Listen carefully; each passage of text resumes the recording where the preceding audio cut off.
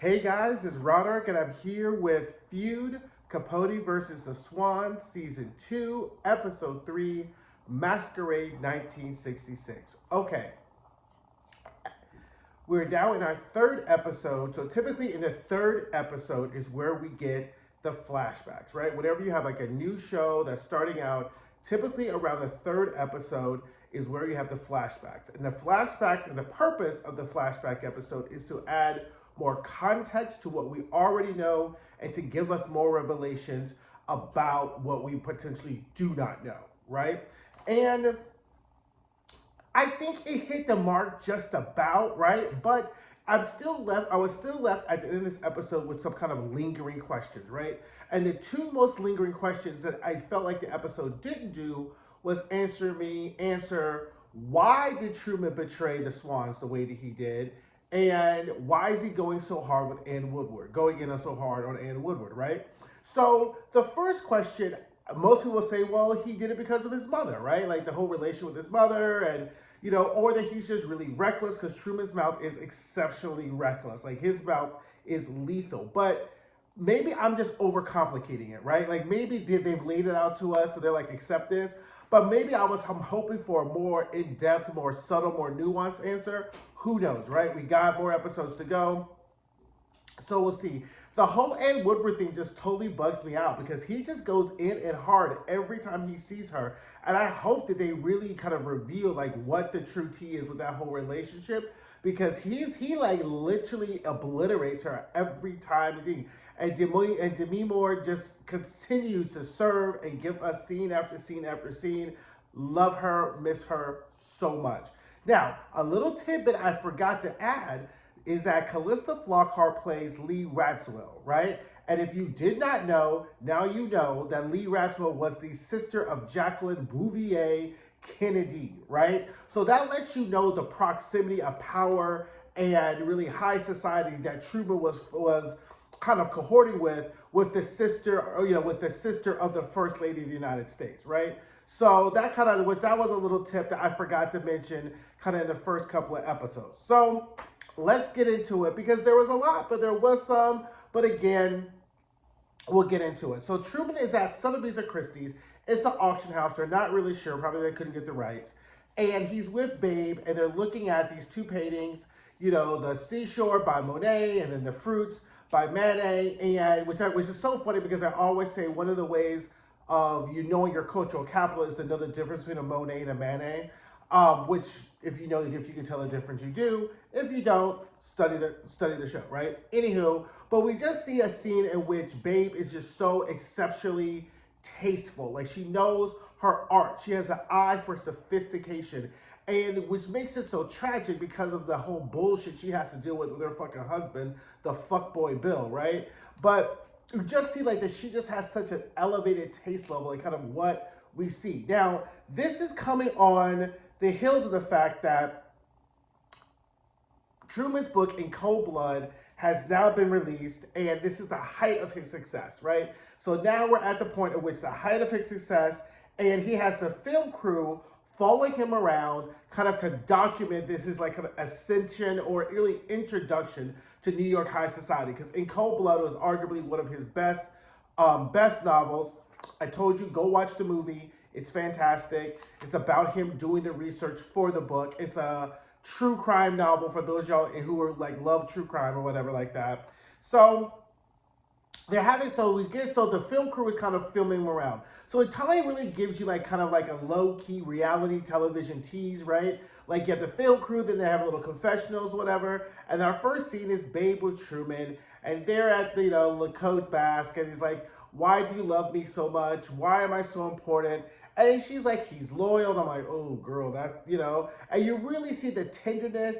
And, Truman goes, goes to Babe, you're the center of my universe, which then makes this whole betrayal so much more hard because you're like, why would you do this? But as we get into the episode, we'll see Truman just gets drunk and his mouth is just lethal and he can just be so careless with other people's intimacies, right? So then, Truman also brings up, was this way you want to buy me a house? Like, Truman keeps bringing up this house-ish, and then when the documentarians meet with Babe, they're like, stay the fuck out of my pockets, right? Like, my husband was consolidating properties. I thought it was a good idea. You stay your hands out of my pockets, right? Love, Naomi Watts is killing it as Babe. Every fucking episode, right? She's just giving you straight, rich, right, the white lady realness, and it's just fantastic, okay?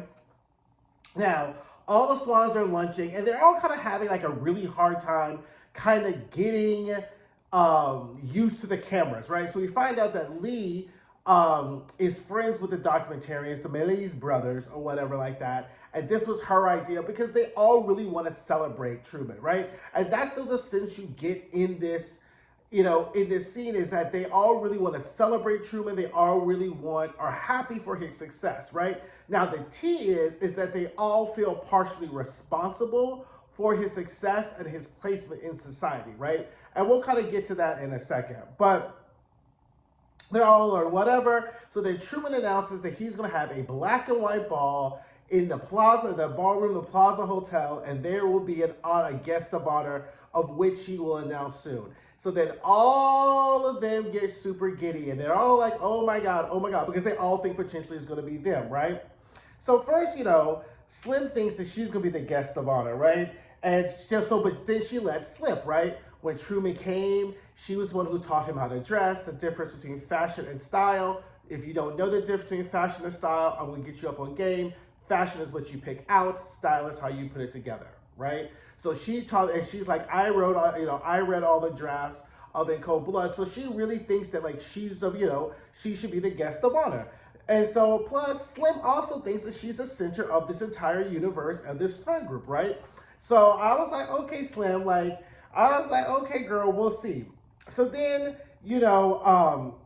she starts to discuss the guest list. She was discussing this guest list of who's going to be invited with the documentarians.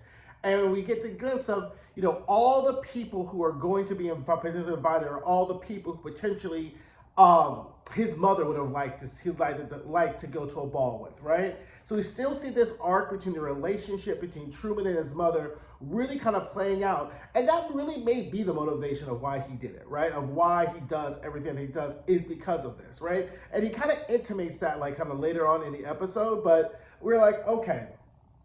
So then, the documentarian asks Babe about the relationship between gay men and very glamorous women, right? And Babe kind of says, well, it's because we both like very nice things, and it's a defense mechanism. And, whatever, and, in the feeling very loved. Let me break this down to you. So here's the thing. The relationship between gay men and very glamorous women dates back all the way previous time, like as early as like civilization. Why is that? Because gay men have realized very early on that their survival depends on befriending very glamorous women.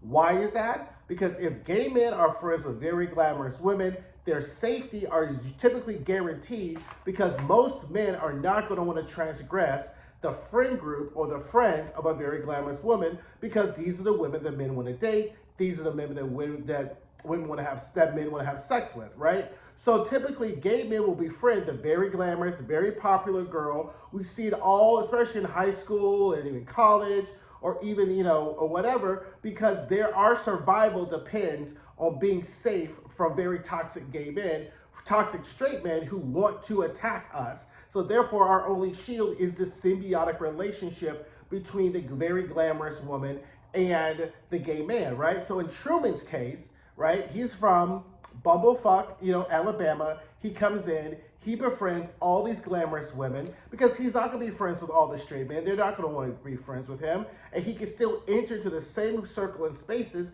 just being friends with them, just kind of utilizing all of his gay wiles as entree into this whole thing. So this whole relationship, if you really look at it, you think about Will and Grace, and kind of like the kind of progenitor of that, and all the kind of relationships between gay men and women. It ends up being a very symbiotic, sometimes parasitic type of relationship, because one is for survival, another one is for aggrandizement, right? Because typically what happens is once the straight woman gets her husband or her man, she typically will discard the gay man, and he's off on his own and he has to find someone else. Or the gay man will have to continue to be friends with the woman and find another set of usefulness, because they're not going out and clubbing and doing all the things. Like, that's literally the entire relationship between Will and Grace is how their relationship changes from when they first met, when Will was a closeted gay man and Grace was his beard, to like now they have kids and all the whole thing, right? Excuse me. And that's how it goes, you know? So I just found it very interesting that they kind of skimmed the surface of that, right? So then we get, Babe is at the plaza, she's with Babe, he's with Babe, and she's like, oh, it's gonna be black and white. She goes, well, you can do red tablecloths, right? Now, I forgot to mention this entire episode is shot in black and white to kind of give you that nostalgia feeling of like the 1960s. So the whole episode is shot in black and white. So she's talking about red tablecloths. The manager of the plaza comes in. He comes with a PR fish, right, from the gallery, and Babe is agitated. I was like, oh, girl, what's wrong with you? Come to find out, that is Bill's latest piece, and bitch, he's pregnant. And bitch, she's pregnant. Now, the entire time of this episode, people are obviously like looking around for the cameras, trying to avoid. And Truman is constantly in every scene trying to pretend and play off like he done told the cameras to shut down and he really wants to get all the good footage. Like he really would have been thrived in 2024 with this whole reality television world, because he is really like, oh no, turn the cameras off, turn the cameras off. Keep rolling. Like literally every scene, which I kind of found kind of hilarious. So Babe is crying and he's like, look, these women go through their trials, and I'm like, look, y'all need to pull it together, because you can't let he says, you can't let the understudy take your place, which is the word of wisdom. So bitch, stay in your place, put your bib panties on, stop crying in motherfucking public, and tell him to get rid of the baby or whatever like that, right?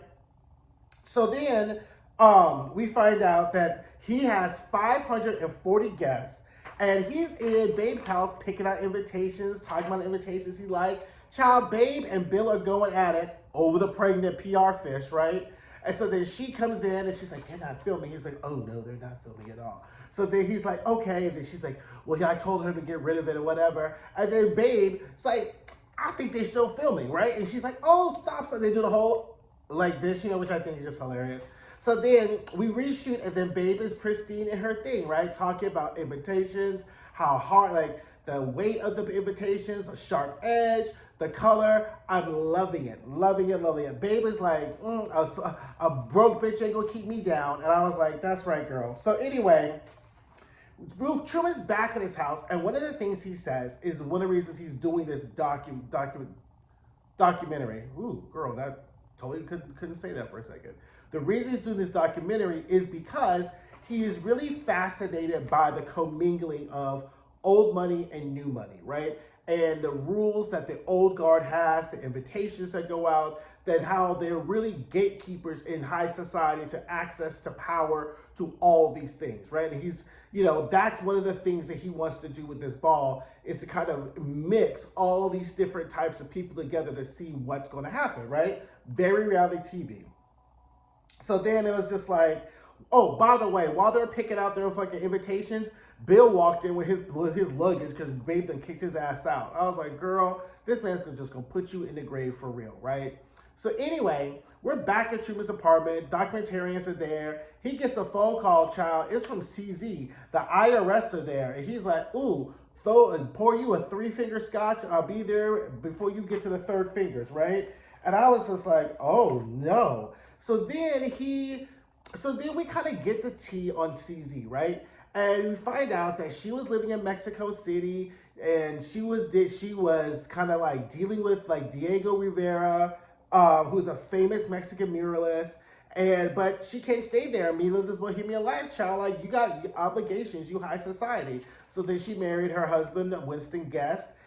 Like, you should go and Wikipedia all these names. Winston Guest is from one of the oldest houses in Britain, right? Like, it's a British royal family, very old house, very, very, very old money, right? So when you see who all these women are connected to and how all these people are married to, it's kind of astounding, kind of fascinating, right? That he's just flew along with all this rich old money, right? So he takes her to the little painting, and then the camera stops, and then he's like, you know, CZ is like really upset because she's like crying, and she's like high-key embarrassed that like everyone knows her, the IRS that came to her house or whatever like that.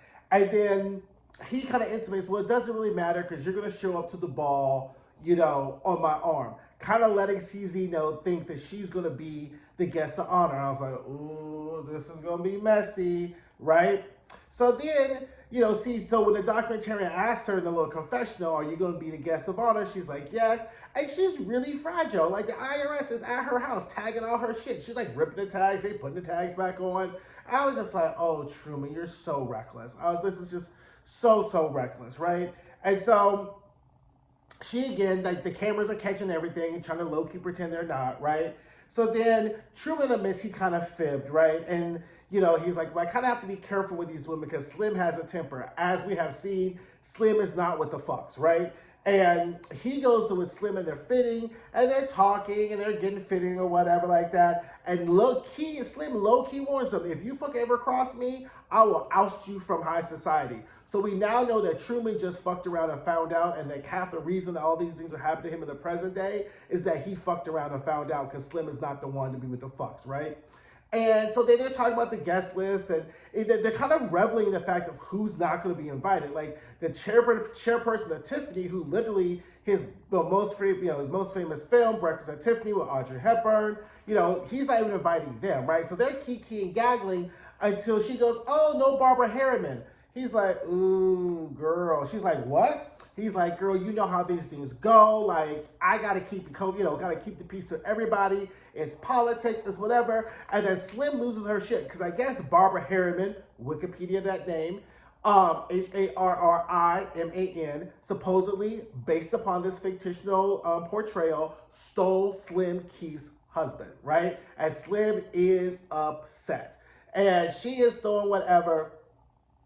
She's throwing a fit, and he's like, look, girl, I know you're upset, but I'm not doing this with you because I can't go around Xing people out my party just because they just took your husbands, okay? So you're going to have to pull yourself together. I'm done having this conversation.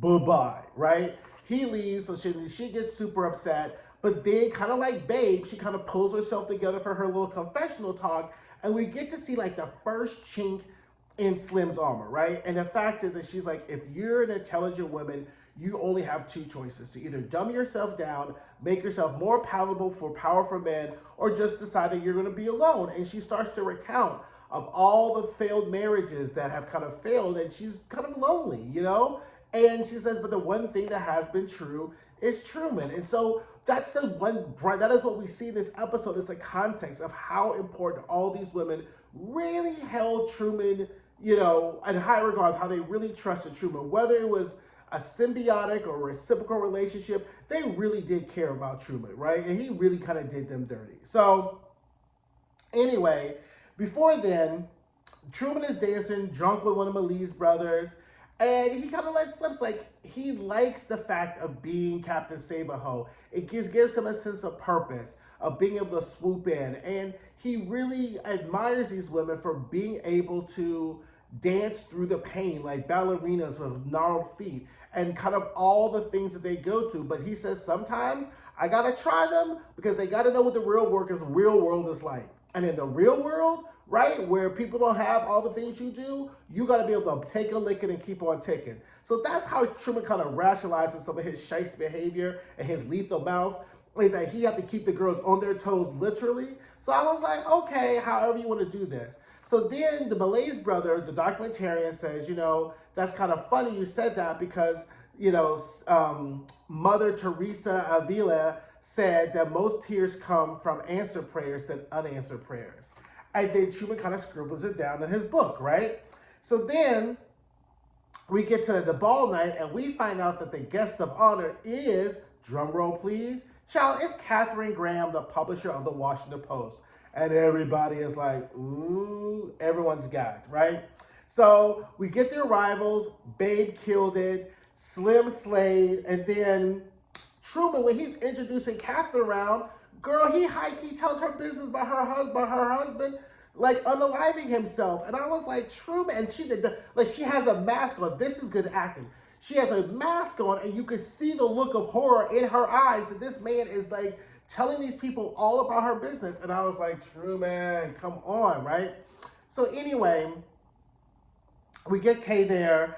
So then the Swans are all playing it off that they weren't chosen. Like in every confessional, Babe was like, I really didn't think it was me. I don't really need this, so I'm good. Slim is like, kind of hurt. CZ is like, whatever. And I was just like, okay, girl. So then While this is going on, Truman spots an uninvited guest, but we don't know who that guest is. He's like, okay.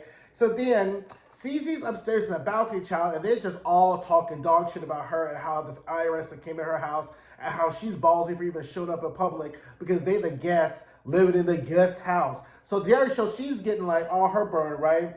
And so then the guests are kind of like balking at the food because it's chicken hash, something from Alabama. I don't even know what chicken hash is. But I guess he's serving chicken hash, and people like, motherfuckers flew from England for some fucking chicken hash? You kidding me? Child, a woman complaining is Barbara Harriman, Slim's nemesis. And Barbara's like, bitch, are we gonna go this around and around again about how I stole your husband? How about this? Next time you have a husband, don't leave him unattended. And I was like, okay, girl, that's a read. That's legit, right? So then the husband, of course, comes in. He's like, both my wives get along. And I was like, girl, y'all both should have just thrown water up in his motherfucking face, right? So anyway, they do that, and we find out who the party crashers are because security comes over. And they whisper to Truman, and he's like, right now. And Truman is just being just a messy queen because he saw them earlier and could have just dealt with it, but he loves the spectacle. He wants the whole show. So then he's like, who is this? And child, I think he knew he was when he peeped it earlier. Child, it's Ann Woodward with her son. And she is really coming hat in hand. She's like, hey, I'm here, whatever. He's like, girl, the fuck you doing here? And then he just goes in and reads her down for filth again in front of her son. Calls her a murderess, a bad parent. And I was like, Truman. And she was just like, why are you doing this to me? You know, I just want to be out, want to be seen, want to be photographed. And he was like, the fuck out of here. Your son can stay, you can leave.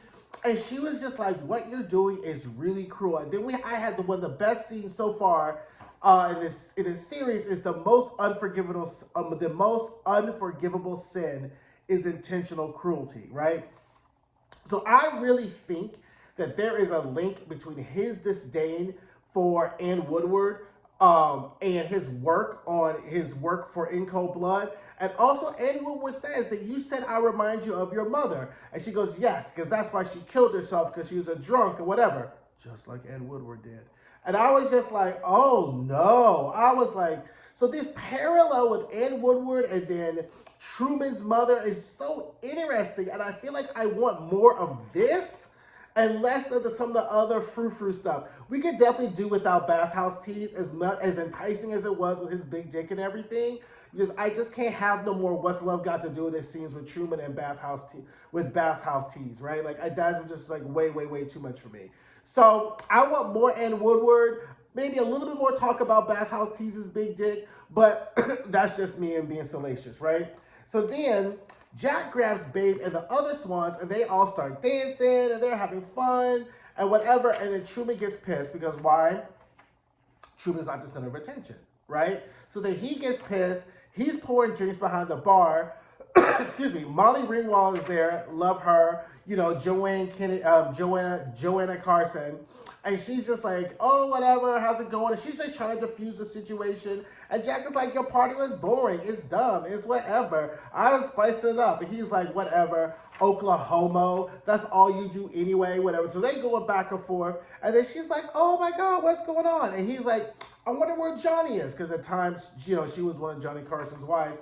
He's like probably figuring a coat check girl as he always does. And clears Joanne out the board. And I was like, Truman, that mouth is just lethal. I was just like, I don't see how you have any friends at all, right? Now we get to this one of the last few scenes, and Truman is dancing in black and white, and Lee is watching him. Like, what we see is, like, Lee kind of operates a little bit outside the orbit of the Swans, right? Like, she's still a Swan, but I don't think that she's really caught up in all of Truman's shit, because the way in which she watches him while she's dancing, it's like she sees him. She sees him, she sees him, and she sees him. And we later find out later, but she does see who he really is. Because she was like, yeah, all he does is go around promising, making women seem like they're his best friends, when the fact that he doesn't, you know, it's not true, but it's kind of like, again, this kind of symbiotic, you know, type of relationship, right? So Truman then is with the Malaise brothers, watching the documentary footage. the Ann Woodward scene in particular. Like, we're going to get to the bottom of this. If they don't tell me why he goes in on Ann Woodward, I'm going to be pissed. So he's like, stop it. He watches it again. And we find out that instead of doing a documentary, he's going to write a book titled Answered Prayers, which is what I think the title of this series, of what this episode should have been, right? Because we find out in the final scene, which is in color, oh my God, I do this all the time. I'm forgetting that poor woman's name. Oh my God, Jessica Lange. Oh my gosh, I don't know what's going on with me. So Jessica Lange shows up again as Truman's mom, and we get to see, excuse me, that this entire ball was for his mother, right? She was his best friend, and when we saw 2 scenes earlier with him dancing by himself, he was really just drunkenly dancing with his mother, right? Because this entire ball, this entire entree to high society is for his mother, because he really saw the effects of how she was hurt by how she wasn't allowed to be into this high society, right? Which, again, that may be why he did it, right? That may be why he betrayed all his friends, was because his mother. I just don't want to accept that as being the answer, because they gave that up too soon, right? So, excuse me. Needless to say, that is episode 3. Again, I have nothing really bad to say. These are all small nitpicks. Plus, it's a flashback episode, and you always know what a flashback episode is going to give you. Like, it's going to passively move the plot forward, right? But it's going to, really the purpose is to give you context and give you color, right, into what's really going on. And I thought it did a good enough job for that. I'm like I said, I want more. I want more Ann Woodward. I want more scenes with more or less domestic violence scenes with Bathhouse Trade. I could do a couple more sex scenes with Bathhouse Trade. Obviously, Babe wins. Slim, does anybody else think Slim gives you the Countess Lucia de Lesseps tease? Like, the way, like, her movement, like, the way in which Diane Lane, like, moves, and maybe it's, like, because they both have kind of, like, the same voice tenor almost. Like, every time I watch her, I was like, did she watch, like, The Real Housewives of New York and decide that she's going to imitate the Countess? Let me know if y'all did not get the same feeling, too, because I got that same feeling when I was watching it. But otherwise, guys, don't forget to like, don't forget to comment, don't forget to subscribe, and I will see you guys soon. Bye.